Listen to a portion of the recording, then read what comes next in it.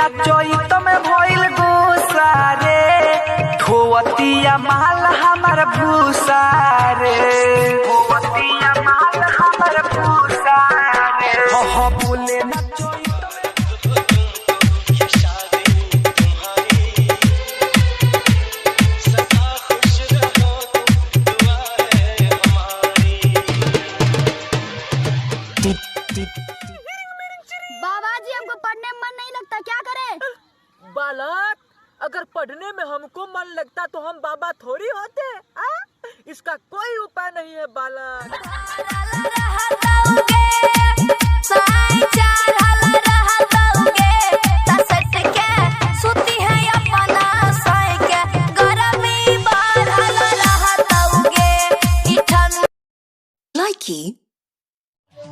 लगता ले ली पारानवा रे, धोखा देले बिया मुझसे कानवा रे, धोखा देले बिया मुझसे कानवा रे।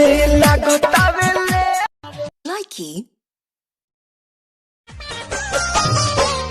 बिया के सारी तबाड़े नारी, रखेले हमसे दूरी हो।